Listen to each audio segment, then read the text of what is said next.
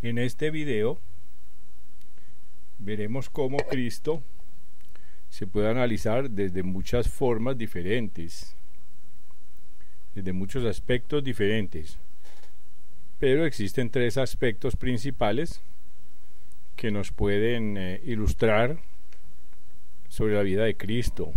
El primero es el Cristo histórico, que es el hombre que vivió y sobre el cual no se pueden negar las pruebas históricas de su existencia.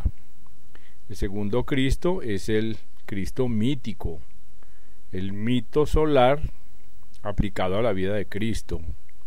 Y el tercero es el Cristo místico, o sea, el que simboliza el Cristo de las iniciaciones, el que simboliza las 5 grandes etapas que tiene que recorrer cada persona para terminar su evolución espiritual.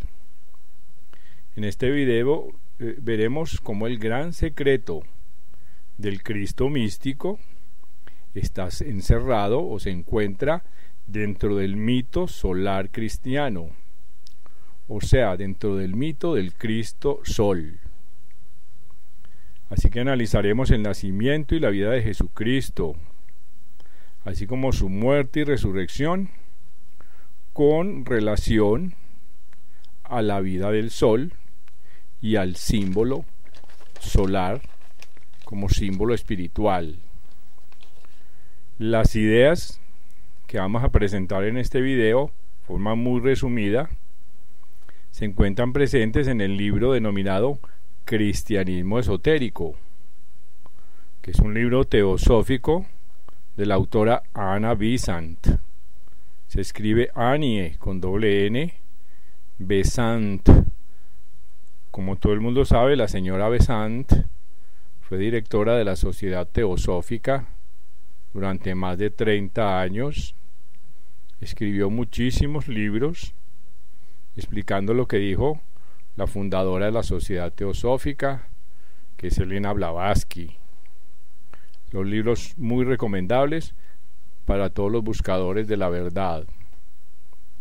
Las imágenes que vamos a ver durante la descripción del mito solar cristiano pertenecen o hacen parte del Museo Teosófico o del Museo Metafísico llamado Museo de Arte Ecuménico del municipio de Támesis en Antioquia, Colombia. Estas imágenes pertenecen a la vida, muerte y resurrección solar de Jesucristo, que es una de las 10 categorías de imágenes que se presentan en dicho museo. En esta forma vemos cómo la señora Besant dice lo siguiente, refiriéndose al Cristo solar. Nos explica cómo la muerte y resurrección de todos los héroes solares ocurre en el equinoccio de primavera o cerca de él, y se encuentra ampliamente difundida en toda la historia de la humanidad y en casi todas las culturas. Y también se encuentra ese fenómeno como naciendo en el solsticio de invierno.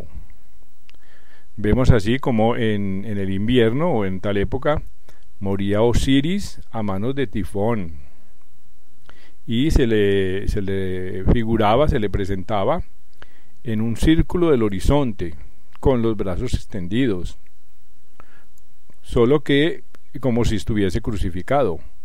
Pero dicha postura en esa época significaba más bien que bendecía y no que padecía sufrimientos. En esa época también llorábase anualmente las muertes de Tamuz en Babilonia, y en Siria por el equinoccio de primavera, así como también la de Adonis en Siria y Grecia, y la de Atis en Frigia, donde se hacía una estatua, una efigie que parecía un hombre clavado con un cordero a sus pies. Igualmente por esas épocas se solemnizaba en Persia la muerte de Mitra, en Grecia la de Baco y Dionisio, y en México reaparece la misma idea, históricamente, como de ordinario acompañada de la cruz. También vemos que en todos los casos, al duelo de la muerte de estos héroes solares, correspondía o sucedía inmediatamente regocijos de la resurrección. Y con este propósito es interesante observar que el nombre Easter, que es el nombre inglés de la Pascua de Resurrección, tiene sus orígenes o se remonta a la Virgen Madre del muerto Tanmur, que se llamaba Ishtar. También es interesante observar, con relación a estos fenómenos, el hecho de que los ayunos que preceden a la muerte en el equinoccio primaveral, a la muerte solar de los héroes, y que corresponden a la Cuaresma moderna, se han encontrado históricamente en México, en Egipto, en Persia, en Babilonia, en Asiria, en Asia Menor, y en algunos casos definidamente por 40 días. O sea que vemos que estos fenómenos del Cristo solar son ampliamente difundidos en todas las culturas.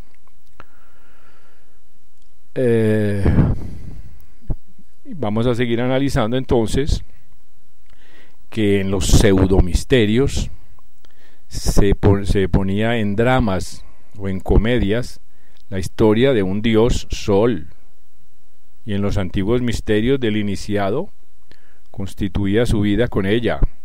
De aquí que los mitos solares y los grandes hechos de la iniciación viniesen a quedar estrechamente enlazados. Esos dos fenómenos se unían. Por esto, cuando el Cristo Maestro se dice que llegó a ser el Cristo de los misterios, es que las leyendas de los héroes más antiguos de estos misterios se agruparon en torno a Cristo. O sea, se le aplicaron al último instructor divino de la historia, que como representante del Logos en el Sol le corresponde. Entonces el festival de su natalicio se fundió con la fecha inmemorial cuando el Sol nació de la Virgen, cuando en la medianoche las tinieblas del espacio se llenaron de regocijadas huestes de héroes celestiales y nació Cristo. De igual forma vemos que cuando se le aplicó la grande leyenda del sol a Cristo, se adoptó el signo del Cordero para su crucifixión, así como el de la Virgen se habría adoptado para su nacimiento. Seguidamente tenemos que saber por qué fue que se han mezclado estas leyendas con la historia de Jesús y se han condensado en torno suyo como personaje histórico. La respuesta es que en realidad todas estas narraciones solares no incumben de modo particular a un individuo llamado Jesús, sino que más ampliamente se ve que pertenecen a un Cristo universal, a un hombre que simbolizaba un ser divino y representaba una verdad fundamental en la naturaleza. O sea, un hombre que cumplió cierto cometido, cierto destino, tuvo una posición característica respecto de la humanidad y guardó con ella especial parentesco, reservando una edad tras otra, conforme las generaciones sucedían a las generaciones y las razas daban lugar a otras razas. Para finalizar, vemos que el Cristo, como todos los otros, fue llamado Hijo del Hombre, que es un título muy particular y distintivo. Es un título de un cargo, pero no de un individuo. Es un Cristo del mito solar, que fue el Cristo de los misterios. Y de esta manera encontramos el secreto del Cristo místico en el Cristo mítico.